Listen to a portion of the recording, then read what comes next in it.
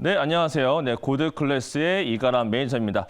자, 제가 항상 나올 때마다 월간 전략에 대해서 많이 좀 설명을 드리고 있었습니다. 10월 달에도 10월 중순부터 12월 초까지, 저번 달에도 11월 초부터 12월 중순까지 설명드렸는데, 오늘은 이제 12월 중순부터 1월 달 초까지의 투자 전략에 대해서 좀 아이디어를 많이 말씀을 드려보도록 하겠습니다. 말씀드리기 앞서서 최근 들어서 월가에서 나타나주고 있는 월가 코멘트가 좀 중요하기 때문에 일단 월가 코멘트가 어떤 게 있었는지 먼저 말씀을 드려보도록 하겠습니다. 자, 먼저 그 다음 화면을 보게 되면은 최근 들어서 이 월스트리트 저널의 니티 미러스 같은 경우에도 12월 달에 0.5bp 금리 인상 유지될 것이고 내년 상반기에 기준금리가 5% 이상으로 높아질 것이다 라고 이렇게 멘트가 나타나주고 있고요. 그다음에 시티그룹에서의 제인 프레이저 CEO가 같은 경우에도 경기 침체에 대한 코멘트가 많고 있고 그 아래에 있는 나머지 분들도 보게 되면 경기 침체가 올 것이다. 그다음에 경기 침체가 올 것이다. 그다음에 고드만삭스에서도 경기 침체는 직면할 수가 있다. 결국 경기 침체에 대한 코멘트가 굉장히 많아지고 있는 구간에 있습니다. 그런 이유가 뭐였냐면 이제 고용 보고서 때문이었던 거였는데 원래 이 멘트가 별로 없었어요. 그런데 저번 주 금요일 날 고용 보고서가 발표가 됩니다. 그 자료 좀 보여드리면은 고용 보고서에서 예상보다 굉장히 좀 강한 고용이 나타나 줍니다. 그러면서 이제 실업률은 동결이었지만은 시간당 임금도 올라갔고 그다음에 고용자 지수가 올라갔기 때문에 이런 상태들 결국 고용이 꺾이지 않는 상태에 있기 때문에 앞으로 임금 상승도 높은 상태에 있고 이런 걸로 봤을 때는 경기 침체로 가야 될 수밖에 없을 정도로 긴축을 더 길게 할 수밖에 없는 상태에 놓여져 있는 것 같다. 이런 코멘트가 나타나주고 있는 것 같은데 하지만 이 데이터를 세부적으로 보게 되면요. 빈노동자 지수는 증가된 건 맞습니다. 증가된 건 맞는데 가계도사를 보게 되면은 실업자가 오히려 증가가 됐다라고 나타나주고 있어요. 그만큼 지금 이 계리를 생기고 있기 때문에 이런 것들은 조금 나중에 축소가 되면서 이런 고용자 수도 결국은 둔화로 가지 않을까라고는 보고 있지만 지금 상태에서는 둔화 쪽으로 가기보다는 올라가고 있는 게 보여지다 보니까 연준도 그렇고 시장도 그렇고 고용에 대한 지수를 굉장히 중요하게 보고 있습니다. 그래서 그 다음 자료 보게 되면은 이제 페드워치트를 볼 건데요. 요거는 어제 기준인 겁니다. 어제자 기준에서는 5.0까지 보고 있었는데 어저께 PPI가 갑자기 올라가면서 바뀌어가지고 요 가운데 있던 게 요 한 칸 옮겨서 4.75까지 올라가지고 요 아래에는 요 두 가지가 5.25까지 올라갔습니다. 이런 식으로 지표에 따라서 전망치가 달라지고 있는 건데 아까 보신 것처럼 이미 월가에서는 5.0 그 이상을 보고 있는 상태에 있는데 불구하고 페더시티만 옹각하고 있지 않은 상태였었습니다. 그래서 이제 앞으로 그렇다면은 이런 것들 결국은 최종금리가 중요해진다는 얘기인 건데 앞으로 남아있는 이벤트가 더 중요하겠죠. 앞으로 남아있는 이벤트는 뭐가 있는지 한번 살펴보도록 하겠습니다. 일단은 CPI가 가장 중요하겠고요. PPI가 올라갔기 때문에 PPI가 올라갔고 서비스에 대한 가격들, 푸드가 올라갔으니까 CPI도 높게 나오지 않겠느냐라고도 볼 수가 있겠지만은 PPI와 다른 점이 CPI에는 주거비용이 들어갑니다. 주거비용이 들어가기 때문에 PPI가 조금 달라질 수 있다는 거. 거기에 따라서 CPI만 잘 나와주게 되면 FOMC 때 약간씩은 달라질 수가 있겠다라고 보여지기 때문에 FOMC 때도 최종금리가 얼만큼 나와줄 거냐에 따라서 시장에 대한 반응도가 달라질 가능성이 매우 높습니다. 그래서 다음 주에 가장 중요한 건 결국 CPI인 건데 그건 CPI를 얼만큼 보고 있냐가 중요하겠죠. CPI 같은 경우는 지난번에 7.7이었습니다. 근데 지금 클리블랜드 연은 총재에서는 어떻게 보고 있는지를 좀 화면에 보여드리면 클리블랜드 연은에서 보여준 데이터가 있습니다. 데이터 화면으로 좀 넘어가서 보여드리면요. 지금 아래에 보게 되면 좀 전에 7.6이었는데 7.7이었는데 예상치가 7.5입니다. 그렇다는 얘기는 둔화가 된다는 얘기인 거거든요. 결국엔 둔화가 되는 게 7.5인 거고 그다음 7.3까지 내려가는 모멘텀인 거. 결국 둔화로 간다는 방향성을 보여주고 있는 거기 때문에 이번에 엄청나게 올라가면서 지난번보다만 높게 올라가지 않는다면 둔화 같은 결국 물가 지표들은 잘 넘어갈 수가 있다라고 우리가 인식할 수가 있겠고요. 그럼 이제 이거 말고 과연 또 뭐가 중요하겠느냐 봐야 되겠는데 요 다음 자료도 보겠습니다. 연준에서도 보고 있는 게 주거비용 내려갈 것이라고 보고 있는 이유도 지금 진로 같은 경우는 이미 내려가고 있는 상태에 있는데 CPI가 6개월 후행합니다. 그렇기 때문에 약간 둔화가 늦게 되고 있는 것이지 결국은 진로를 따라갈 거라서 주거비도 문제가 안 될 것 같고 그 다음 자료 보게 되면 가솔린 가격인 건데요. 미국 사람들이 가솔린에 굉장히 민감합니다. 가솔린 가격도 이미 다 내려와 있는 상태에 있어요. 그렇기 때문에 지금 CPI 쪽, 그다음 물가 쪽은 크게 문제가 안 될 것 같다라고 보고 있는 게 대부분의 예상이기도 합니다. 그래서 지금 가장 중요해진 건 뭐냐면 다시 이제 페더러스 툴로 돌아가서 볼 건데요. 가장 중요해진 건 물가 쪽은 결국은 이제 좀 둔화가 갈 것이다. 그래서 요거 다다음 장입니다.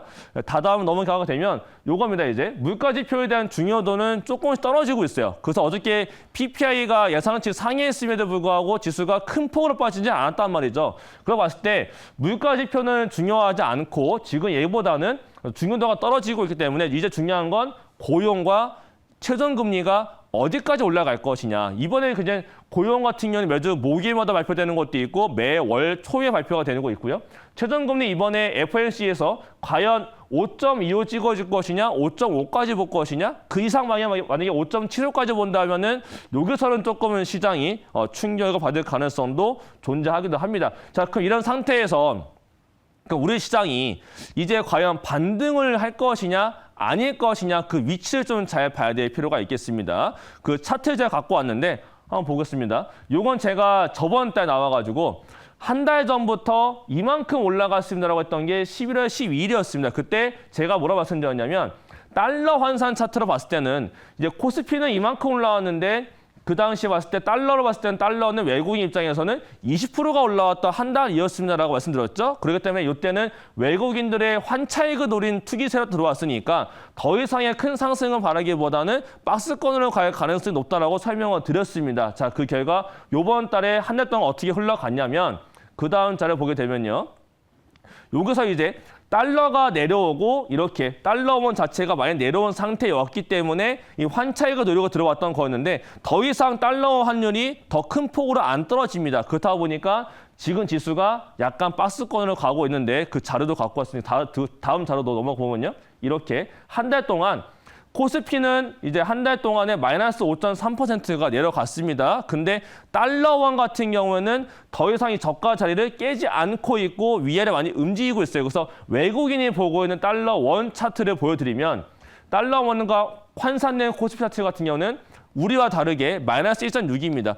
저가도 깨지 않으면서 오히려 저가를 지키면서 어저께 양봉이 나왔어요. 그렇다는 얘기는 외국인들은 아직도 수익을 보고 있는 상태에 있고 만약에 달러가 더 내려가게 되면은 오히려 외국인들은 더 수익을 날 수 있는 구조로 만들어 놓은 건데 과연 여기서 봤을 때 이 달러원 차트로 봤을 때도 요거를 과연 이제 환차익을 노릴 만한 상태까지 더 갈 수가 있겠느냐가 더 중요할 것 같거든요. 요 다음 자료 한번 보겠습니다. 이건데요. 어제 기준 봤을 때 달러와 환율이 1,300원 초반까지 내려왔습니다. 그러면 이 1,400원대에서 환차익을 노리고 들어왔던 사람들은 편했던 구간인 거고 1,300원에서 환차익을 노릴 수 있는 과연 외국인이 얼마나 했을까? 요 생각을 해본다면 좀 제한적일 수가 있겠고요. 그다음에 1,300원대는 이전에 지키고 있었던 요 자리였습니다. 여기까지 되돌림 나왔기 때문에 더 큰 폭으로 빠지기에는 어려울 것 같다. 그렇다는 얘기는 뭐냐? 지수가 앞으로 더 세게 올라가서 이전에 고점 자리였던 2,500을 돌파해서 올라가기에는 당분간에 일단 쉬워 보이지는 않을 것 같습니다. 그래서 요 다음 자료 보여드리면요.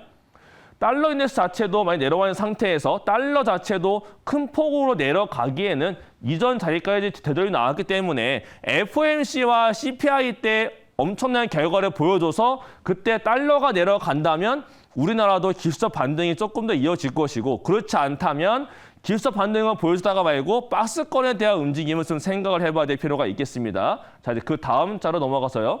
그래서 지금 일단 PPI에 대해서 약간 우려감이 생겨서 CPI에 대한 기대감이 조금 줄어들고 있긴 하지만은 그래도 FOMC에서 속도 조절이라는 기대감이 존재는 합니다. 그래서 기대감에 따른 기술적 반등은 아직은 존재할 것 같고요. 그다음에 지수는 다만 박스권으로 유지될 것 같은데 새로운 키워드에 주목이 될 것 같습니다. 그래서 새로운 키워드는 아무래도 뭐 이제 수요 부진이라든지 경기 침체라든지 이런 부정적인 단어가 나올 것이냐 아니면 중국에서 소비 정책이 나타나면서 소비적으로 좋아질 수 있는 모멘텀을 중국이 만들어준다면 지금 우려스러운 수요 부진을 중국이 덮어버리는 그런 상황도 나타날 수가 있기 때문에 중국에서의 정책과 미국에서의 월가 코멘트들, 그다음에 실적 발표가 앞두고 있기 때문에 실적 이후에 가이던스까지도 한번 잘 살펴보시면 좋을 것 같은데 이렇게 지수가 박스권으로 가고 있는 상태에서 어떤 모멘텀을 찾아가지고 지수를 대응하고 종목을 대응하기란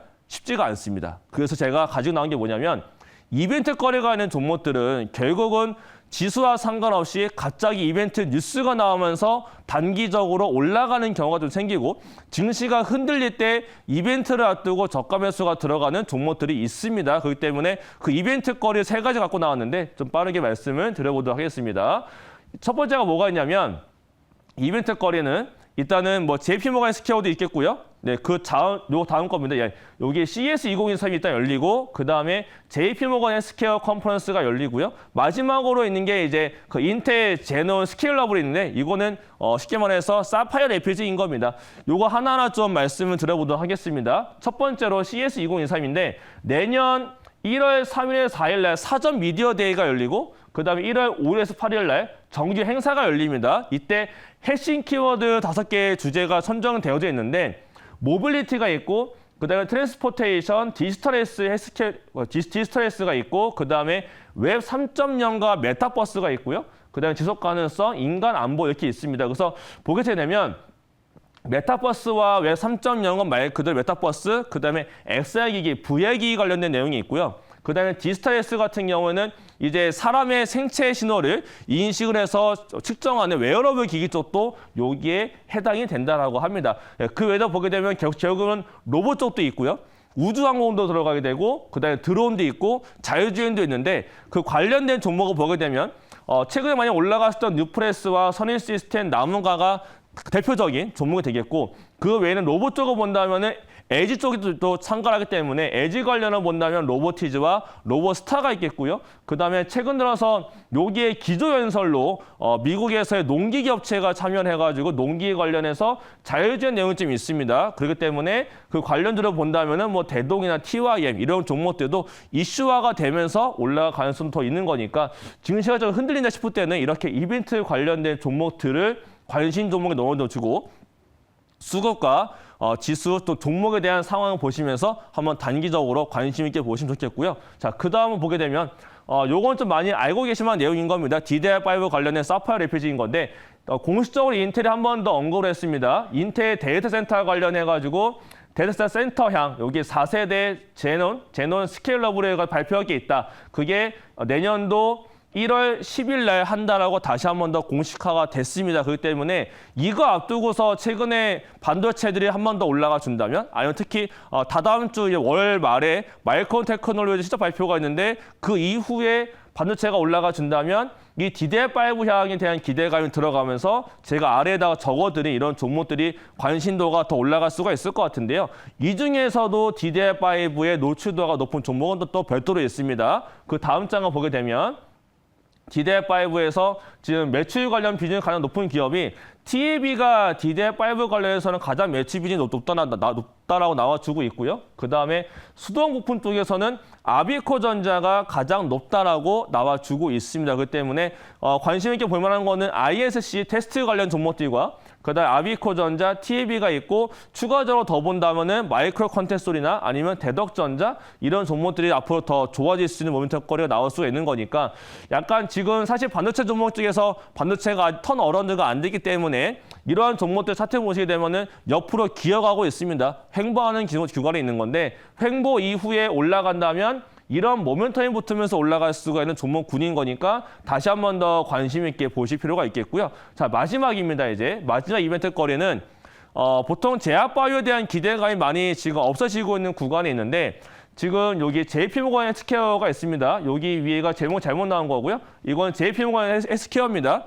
자, 여기서 지금 공식 참가를 보게 되면 1월 9일에서 12일인 겁니다. 그래서 1월 달 두 번째 주에 있는 걸로 알려지고 있는데 공식 참가는 삼성바이오, 그다음 롯데바이오, 그다음 SK바이오사이언스, 티움바이오, GI이노베이션, 그다음에 매드팩토와 SCN생명과 ST큐브입니다. 이것 때문에 최근에 올라가고 있는 게 티움바이오가 올라가고 있고 매드팩토가 금요일에 올라갔고요. 그다음 SCN생명과 최근에 많이 올라가고 있는 모멘텀이 있고요. 이거 외에 이제 비즈니스적으로 미팅만 참여하는 기업이 있는데 그러한 기업들은 뭐 제약사도 있고 바이오도 있습니다. 근데 여기서 최근에 티움 바이오도 많이 올라가 주고 있고, 그 제가 조금 전에 한번 여기 나오기 전에 설명드렸지만은 12월 달과 1월 달은 전통적으로 여기에 참가하는 기업들 위주로 한 번씩 돌아가면서 올라가는 모습이 꼭 나왔습니다. 근데 올라갈 때 모멘텀이 뭐였냐면 뉴스가 나와야 돼요. 그 티움바이오 같은 경우도 JP모건 헬스케어에 공식 참가한다는 거는 목록이 이미 있었습니다. 근데 뉴스가 안 나오고 있다가 얼마 전에 공식 참가를 한다. 그러니까 공식 초청을 받았다라고 뉴스가 나오면서부터 올라가고 있는 게 티움바이오고, 어저께는 이제 메드페토가 올라왔고, 그전에는 SCN 생명과학도 공식 참가를 한다. 그러니까 공식적으로 초청을 받았다라고 뉴스가 올라오니까 종목이 올라가 줍니다. 이런 것처럼 여기 아래 제가 적어놓은 제약사와 바이오 같은 경우 종목들도 참가하는 기업으로 알려지고 있는데, 여기서 이제 실제로 참가를 한다라고 뉴스가 나온 종목은 현재로서는 거의 없습니다. 그렇다는 얘기는 여기서 만약에 뉴스가 나온다면 그 뉴스에 대한 모멘텀 가지고서 올라가는 종목이 발생이 될 거기 때문에, 여기 외에도 작년도에 참가했는데 아직 목록이 없다? 그러면 그런 종목, 작년에 참가했던 종목이 한 번 더 참가할 가능성이 높거든요. 그렇기 때문에 이렇게 한번 보시면 좋을 것 같고, 이거 외에도 별도로 코리아 나이트라고 해가지고 JP모건에 참가하는 기업들 대상으로 해서 한국 기업들 대상으로 별도의 행사가 따로 열립니다. 그렇기 때문에 지금 이번에 제약바이오에 대한 기대가 많지 않은 건 사실이지만, 지금처럼 흔들리는 시장에서도 제약바이오가 올라가고 있다는 거를 보시면 좋을 것 같고요. 자, 그 다음 장 마지막 보겠습니다. 그래서 최근에 올라가고 있는 것 중에 대표적인 게 티움바이오가 올라가고 있는 게 3거래 동안 이렇게 올라갔기 때문에 다른 종목들도 이만큼씩 올라갈 수 있는 거리가 뉴스라는 게 남아져 있는 거니까 이런 종목도 한번 관심 있게 지켜보시면 1월 달 초까지 이벤트 거리로서 한번 대응하시는데 좋은 전략이 되실 것 같습니다. 네, CES와 JP모건 컨퍼런스 관련해서 관심 있게 지켜보시는 종목들 정말 많으실 것 같은데요. 매니저님 강연 참고하시면서 다음 주 투자 전략에 참고해 보시면 좋을 것 같습니다. 자, 매니저님 끝나고 또 공개 방송 있으시죠? 네. 바로 한 20분 뒤에 할 건데요. 10시 10분부터 공개 방송이 진행됩니다. 유튜브에서 이거라면 검색하시면 되는데, 내용은 이제 PPI 이후에 다음 주에 CPI와 FOMC가 있겠고요. 그때 맞춰가지고 우리가 투자 전략 어떻게 세우면 좋을지, 어떻게 우리 포트 전략을 짜야 되고, 어느 업종군으로 우리가 몰아가야 될지, 이런 투자적인 전략들을 좀 말씀을 드려보도록 하겠습니다. 네, 매니저님 공개 방송 참여하셔서 더 많은 투자 전략 세워가 보시면 좋을 것 같습니다. 우리 시청자님 모두 즐거운 주말 보내시길 바라겠고요. 저희는 다음 주 이 시간에 다시 찾아오도록 하겠습니다. 여러분 안녕히 계세요.